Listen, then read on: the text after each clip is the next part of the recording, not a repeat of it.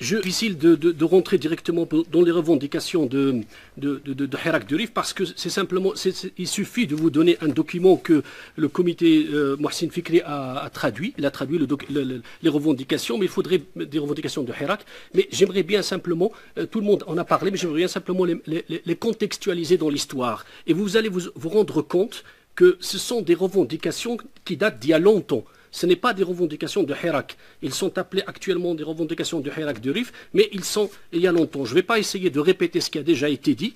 Par exemple, que pendant la guerre du Rif, l'Espagne a bombardé le Rif par des bombes, par des armes chimiques. Et depuis, la population rifaine est sujette à des maladies de cancer et on n'a pas le traitement de cette maladie, un traitement important au Rif. Donc, ce qui fait que le fait de construire des hôpitaux, mais de construire surtout un hôpital spécialisé dans cette... Il y a déjà un hôpital, mais je veux dire, le renforcer pour traiter cette maladie fait partie, et c'est une demande qui date maintenant de presque un siècle. Elle ne date pas d'hier, c'est simplement répétition. Et si vous voulez, vous allez voir que c'est quand même un petit peu étonnant que on a tous parlé ici de la révolte de 58-59. Permettez-moi, pour certains qui sont présents avec nous ici connaissent les revendications par cœur, ils les ont déjà lues, vues, etc. Donc, permettez-moi, de l'enceinte de l'intérieur du Parlement européen, de répéter certaines revendications de 1958-59, pour que vous vous rendez compte que rien n'a changé. Alors, ces 18 revendications sont l'évacuation de toutes les troupes étrangères du territoire marocain, formation d'un gouvernement populaire avec une large base, formation d'un gouvernement d'union nationale, recrutement des fonctionnaires parmi la population locale, libération de tous les prisonniers politiques, retour de Mohamed Ben Abdelkrim Al-Khattabi, garantie pour les dissidents contre les représailles, choix de juges compétents, réorganisation du ministère de la Justice, faire déférer les criminels devant la justice, nomination des gens originaires du Rif à un poste gouvernemental, extension de l'opération Labour à la région du Rif, réduction des taxes pour tout le Maroc et spécialement le Rif, création d'un programme ambitieux contre le chômage, construction d'écoles pour les Rifins, arabisation de l'enseignement dans tout le Maroc, construction d'écoles au milieu rural et réouverture de lycées d'Al-Husseima. Je crois que certaines revendications sont les mêmes revendications qu'on va retrouver 60 ans après chez Al-Hirak. Ça veut dire... Je vais vite. Pardon.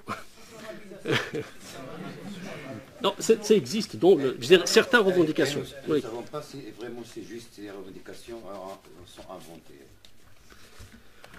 Les revendications, ces revendications-là, ce sont des revendications de ce mouvement de 58-59. La grande partie ne sont pas encore réalisées. Ça veut dire que ça fait depuis 60 ans qu'on répète la même chose, que cette région vit la même chose. Et ce n'est pas en 58-59. Arrive 1984, des manifestations dans tout le Maroc, y compris à Al-Husseima et Nador, des dizaines de morts et des arrestations, des dizaines de prisons, des gens condamnés à des dizaines d'années de prison. On refait la même chose, on retombe dans la même situation de répression, région marginalisée, etc. Vient 2004, c'est un séisme qui frappe Al-Husseima et qui ne sera jamais, l'État n'arrivera jamais à contenir les effets de ce séisme-là. On va essayer de reconstruire quelques maisons, il y aura toujours des problèmes et ça continue jusqu'à présent, on n'a pas réglé les problèmes. Après le séisme, il y aura l'instance équité et réconciliation qui est venue en mai 2005 à Al-Husseima pour parler de quoi? Pour parler que s'est-il passé dans la région du Rif entre 56 et 59, quelle a été l'ampleur de la répression lors des événements de 84 dans les principales villes du nord du Maroc, et quel fut le nombre des victimes, des disparus et des détenus au cours de ces manifestations menées par des lycéens et qui ont viré au drame. Est-ce qu'on a des réponses? On n'a pas encore de réponse à tout ça. On recommence 2005, on passe à 2016 et on aura la mort, pas 2016, mais plutôt 2011, où il y aura la mort de 5 personnes, comme c'était dit précédemment, dans une banque. Et jusqu'à présent, il n'y a aucune lumière qui a été faite sur la mort de ces personnes-là.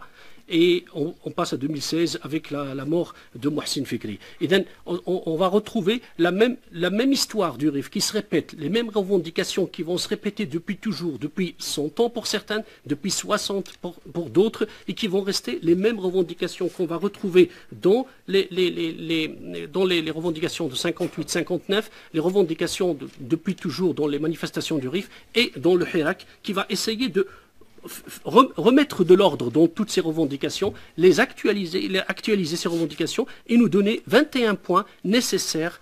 Et sur cette base-là que le gouvernement devrait un jour discuter avec les leaders de mouvement, bien sûr après leur libération, pour pouvoir exécuter ce que demande la population rifane. D'abord, pour rappeler à ceux qui ne le savent pas, je crois que la majorité c'est ça, ces 21 points ne sont pas venus simplement de la tête de Nasser Zafi qui un jour est rentré chez lui, il a écrit 21 points. Non, non, c'est une discussion démocratique avec toutes les composantes de la société dans des assemblées générales pour pouvoir arriver à 21 points qui symbolisent ce que la région du Rif en général attendent du gouvernement, attendent des autorités. Avant de dire simplement quelques points de ces 21 points, il faut savoir que ces revendications, si vous enlevez le mot Al-Husseima et vous mettez n'importe quelle autre ville, ce sera les mêmes revendications presque partout dans le Maroc. Presque, je ne dis pas toutes, mais presque, parce que ces revendications sont les mêmes un tout petit peu partout dans le Maroc. Sauf que le Rif a une spécificité culturelle, historique, qui fait que ces revendications ont beaucoup plus d'impact.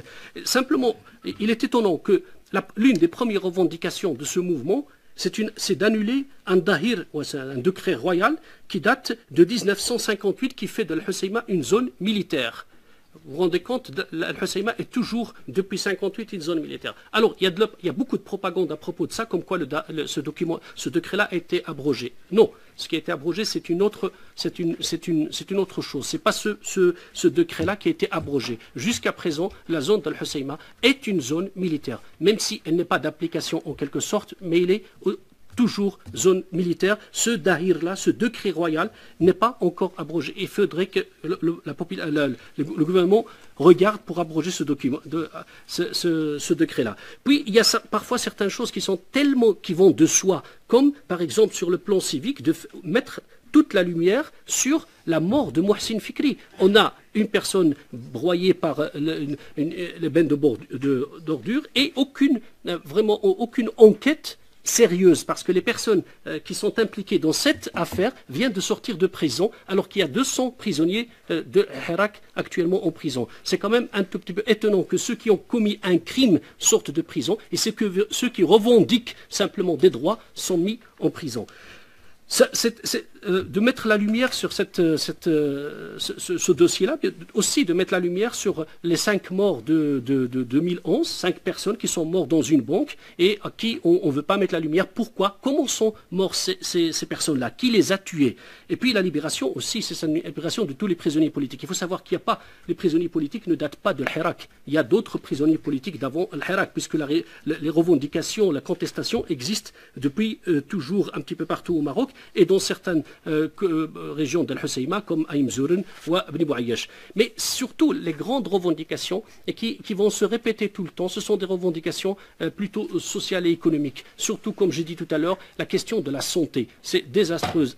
Pour une région où il y a 300 000 habitants, il n'y a qu'un hôpital pour toute cette population-là. Ça veut dire pour ceux qui habitent Bruxelles, il faudrait qu'ils se rendent compte que quelqu'un qui est malade à Malines devrait venir jusqu'à Bruxelles pour se faire soigner. Alors s'il a une hémorragie, je vous laisse deviner la suite. Ça veut dire que s'il a une hémorragie à Malines, je ne sais pas s'il va arriver à Bruxelles pour se faire soigner, alors qu'il n'y a pas de route pour pouvoir arriver. Donc c'est une demande qui date de tout temps, en fait, depuis l'indépendance du Maroc. Et le seul hôpital, c'est un hôpital militaire qu'on a à Al-Husseima, qui s'appelle hôpital militaire, qui s'appelle actuellement l'hôpital Mohamed V, et qui est le seul hôpital. On demande à ce qu'il y a des hôpitaux s'il faut, ou un autre hôpital au moins, et surtout un hôpital qui traite de la problématique de cancer.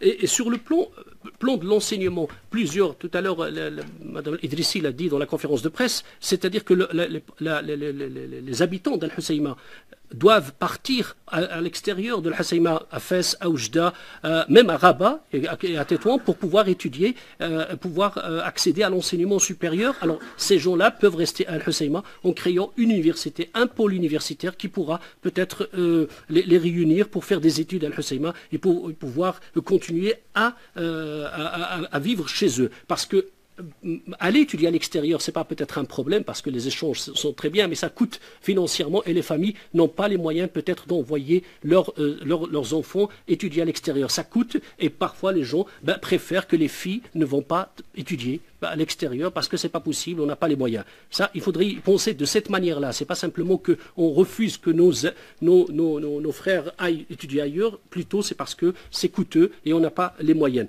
Et sur les... je vais peut-être terminer pour laisser la discussion parce on a trop parlé aujourd'hui. Sur le plan culturel, il faut savoir que l'Union européenne a financé un musée du Rif. C'est l'Union européenne, ça veut dire c'est l'argent de tous ceux qui sont ici qui a financé ce musée-là. Al-Husseima, tout le monde le connaît. Sauf que le musée qui devait être achevé en 2014 n'est pas encore fini et on ne sait pas où est parti l'argent. Et donc, c'est-à-dire que l'une des demandes de l'Hirak, la plus grande demande, c'est de lutter contre la corruption. Parce que c'est la corruption qui engraine cette société et la corruption qui est en quelque sorte protégée par les autorités, qui est protégée par tout le monde. C'est